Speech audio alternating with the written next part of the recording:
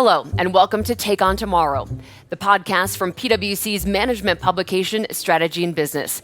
I'm Sarah von Fischer. And today in this special episode, we're recording live from Davos, Switzerland, and the meeting of the World Economic Forum.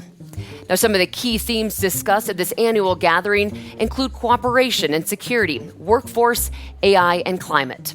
And these are some of the headline topics also covered in PwC's newly released 27th Annual Global CEO Survey.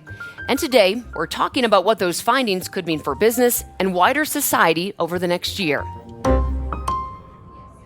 Joining me now is PwC's Global Chair, Bob Moritz. Bob, welcome. Hi, good to see you, Sarah. Well, thanks for joining us here and talking a little bit about some of the findings that really stood out. So we saw CEOs feeling more positive about economic growth compared to last year, but 45% of leaders aren't confident their company is even going to be around in the next decade if they continue on their current course, and that's up from 39% last year. So what do you make of that? Look, CEOs are dealing with a dichotomy of thinking. And this always comes back to the short term versus the long term. In the short term, there's a little bit more optimism, a lot less pessimism than we had a year ago. But this concern about the disruption factor, the need to reinvent yourself and the need to continually drive change in an organization is front and center. And this goes back to the stat that you quoted, which is 45% of those CEOs thinking, I'm not going to be viable unless I drive that change. Now, what's interesting is the 55% that don't think they need to change, and I'm going to argue they're a little naive in terms of the pace of change and the impact it could have. But the question becomes, how do you actually deal with that simultaneous equation? That's on the minds of the CEOs, and that's what we're trying to do and help prioritize the actions that organizations need to take, short and long term. Now, of course, Bob, one area that we've heard a lot about here and we talk about at PwC is, of course, Gen AI. So what are we hearing from CEOs when it comes to how they're viewing these changes in the short term and in the long term? Over the long term, 70% of the CEOs actually say it's going to have a material effect on how I create and capture value. And that could be bottom line improvements from an efficiency perspective, or it could be product offering in my revenue flow in terms of what it looks like in the goods and services that I provide to those consumers. And that's already starting to come through because about a third know they're using generative AI today to do something. Now, in some cases, it might be small and we're testing and piloting. In other cases, it might be large in terms of what we may do in underwriting or leveraging AI for call center usage or whatever the case may be. The challenge now is how quickly do I scale? How quickly do I embed it in all that we do? And what's the issue in terms of the trade-off between technology and the cost with the ROI, as well as the labor force challenges that we're dealing with, because we still are dealing with a relatively tight labor force. And if you go to the AI phenomenon, you got a couple of big issues. Number one, still expensive. Number two, you still need a lot of energy to actually do it, which impacts your scope 3 if you're making climate commitments. And last but not least is how do you actually manage it with all the risks that come associated with it. And you do have some serious risks that the CEOs are focused on. Cyber risk, misinformation, misuse, et cetera. And these are the things that you're trying to pilot, learn from, fail fast, and actually adopt accordingly. So what can CEOs do to bring their employees on board and maybe to upskill them for the future? Well, you used the right word there, which is upskilling. As organizations have come through the COVID years, the one thing that was a positive, and it was a huge tragedy, was the pace of change relevant to digitization got sped up. Why? Because the world had to react. Many of them would have said, I wanted to move faster, I couldn't get there, but once COVID did, I had to be forced into doing this. This is a continuation of that journey now, which is how do you take the digital skills that people had and then turn them into AI skills? And really what's going to be most important in this is how do you upskill people for prompting, using, coding, and ultimately the deployment of the AI. So CEOs are very focused on that, but again, it's a cost benefit issue now in terms of are you doing it everywhere? Some organizations are breaking it into everything they do. Others, we're piloting here and here and here. Others, I'm going to allow for certain businesses to take it and run with it on a decentralized basis, but not bring it to the whole organization. So everybody's thinking about it slightly differently. There's no one size fits all. It all depends on how much other change you're trying to drive and how good your change management programs are in the organization. Another big theme that we covered in the CEO survey at PwC covered is climate priorities. So we saw some areas of progress really when it comes to decarbonization, but also areas where movement was slower, like adaptation. So how should CEOs be thinking about, their priorities in the coming year? Well, a couple things here, right? So CEOs have made those commitments, they're progressing, and as you said, a lot of them are taking some action. The real challenge now, particularly when you come out of the COP28 meetings, is are we going to take the words into actions and the actions into results? And there's a taking stock that's definitely going to be more prevalent from the stakeholder community going forward. So that's going to be really important to demonstrate that progress, talk about it more proactively, and have truth in that reporting that you do. So that's one piece. Second, many organizations are doing a lot of different things. And let's take energy transformation and transition as a big example of that. 75% of the CEOs say they're doing something. Our studies would say in the energy transition space, actually there's probably 30% reduction that you can actually get improvements on in terms of efficiency, and probably a couple of trillions of dollars of bottom line savings if organizations did more. And what's happening right now is you have singularity on buying energy. You don't have singularity in terms of a point of contact for the consumption of energy. So if you think about that energy transition, the better focus on that in the details, there's a lot more upside potential in terms of reductions of emissions, and there's a profitability play there. That's really important. Let's pivot on the other side in terms of what they're not doing. Many organizations, unfortunately, are not baking into the financial planning the implications of climate, cost and benefit. And again, a lot of CEOs are trying to finally see and realize and capture the benefits from product offerings that bring that kind of stuff. Second thing is physical risk. If you think about the world we live in today, lots of floods, lots of famine in terms of droughts, et cetera, that comes from that all.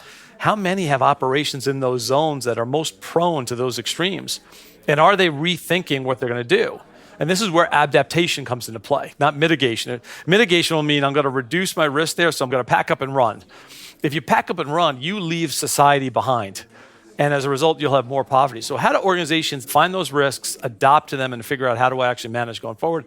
Not many are doing that either. So that's where the opportunity is as we look ahead in the climate space. Now, another interesting finding kind of under the climate umbrella was that 4 in 10 CEOs had accepted lower rates of return for climate-friendly investments than for other investments. I found that pretty surprising. So I guess kind of a two-part question here. So what's pulling them in that direction? And then really, what does that mean for climate action across the board if business leaders have to accept that lower rate of return for those climate investments? Yeah, this is where I think you actually have to deal with the inflection point that CEOs have to deal with, right? So for some of them, they're actually taking on the challenge of, I am willing to take less ROI from having a product offering that will have a price premium, maybe a little bit more cost to it, so I'm cleaner and greener. This is a timing point because their belief is not one that I'm always going to have a lesser ROI. When I look at the totality of what I do, if I actually do that, my consumers will be more loyal. My marketing expenditure over the long term will be less because I won't have as much challenge to bring those consumers in because they'll see that over time. And more consumers will want that. So I'm playing the short game versus the long game. So I'm taking lesser returns in the short term with the idea of getting higher returns and a competitive advantage over the longer term. So this is one of a journey flow. Let's go with another example in that just to bring it to life. If you're doing more today and cleaner and greener, with your employees, who are another group of activists, they've got to actually say to themselves, if I'm actually doing these things today, I'll have an easier chance of recruiting people in. If I can't do these things today, I'm going to probably have to pay more money and do other things to attract that talent, or otherwise I don't get the talent and I can't remain competitive. So we're playing these trade-off games as we think about the short term versus the long term in terms of what organizations are doing now in this space. So CEOs have told us they expect more pressure from technological change, climate change, and other drivers of reinvention over the next 3 years than they felt in the last 5 years. So is this something that business should address alone, or are there other ways to think about how to handle these different pressures? Yeah, so as you look at this reinvention, transformation challenge that all the CEOs have, first, the good news is many of them are doing something. It's a question of, are you doing enough to keep pace with the change? Because that enormity of change is coming fast and it's getting more complicated and integrated than ever before. Second, the question becomes, do you have the right talent? This goes to, again, what help do you need? So first, CEOs need to understand what could they do better to be more educated around what's the world of possibilities that are out there. So they probably need to spend more time understanding what others are doing as well. And you've got to upskill your own people to be ready to understand what's happening in the world that we live in. What are the forces of change that are coming your way either today or tomorrow, and be better prepared for them with scenario planning and the like, which again may mean bring in new resources or upskill your leadership teams as well. Third, some of these challenges you can't actually solve by yourself. You actually have to work with government to think about new rules and regulations. You actually have to think about maybe some strategic partnerships. Some of the organizations are doing that. Some of them are actually doing M&A to bring in IP, new intellectual property to be better positioned, but also new leadership that's coming in that may be better fit for the future going forward. So there's a few different actions as you think about what the CEOs can and should be doing going forward. But it does come back to what do they do personally? And here's where you got to make sure you have a vision of what you want to become over the next 10 years and where is that threat and where's that upside. And you got to look at both. Second is make sure you've got alignment in the organization with your senior and middle management. And third, make sure you've got some milestones and you really are purposeful and definitive in terms of what you want to take on, in what sequence, and where is the accountability lie with the right milestones. So obviously we can't predict the future. A lot has happened in the past year, I'm sure a lot to come. So how can CEOs make sure that their companies are nimble and really can handle whatever comes their way? Yeah. So what we see is probably three themes that should be priorities. One is how do you get more speed and scale into the decisions and the actions that you actually are taking on? You can't afford anymore not to move with speed. The ones that have speed in their organizations in terms of decision making are going to be the ones that get a premium in terms of how they respond. Let's use an example. Commodity pricing, the worry about inflation, particularly over the last year, was a big issue. It's come down a little bit today based upon the CEO survey, but it's still there. If commodity prices are changing pretty radically in certain spaces, how long does it take for you to actually think about the implication to your price point for the goods and services you're providing? If it's 6 weeks before you think about supply chain all the way through the organization and changing a price point, you got a problem. If you're talking 6 hours, you got a competitive advantage. So speed in organization, really important. So how do you get bureaucracy out of the place? And how do you make sure that all the stuff that gets in the way of fast decision making is gone? And this is the ineffectiveness and inefficiency. So that's point one. Second, you can't predict what's going to happen in the world. And what we've seen is a lot of things that have come our way, be it COVID or the various wars. So how are you scenario planning? And linear budgeting is no longer going to be enough. You still need to do that, but you need to think about options theory and scenario planning and being able to move really quickly and have some 80% set plans if this happens or that happens. Our elections over the next year is a good example of that because 2 billion people in the world are going to be part of an election process in one country or another. So not only thinking about the end state, but what may happen leading up to that, super important. Last one is agility. As you think about organizations, where they manage their supply chain, what products and goods and services they provide, making sure you can actually be agile in the decision you're making, what businesses to be in, what not to be in, what countries to be in, not to be in. You got to make sure there's a degree of agility and flexibility in the organization to make sure you're fit for purpose going forward.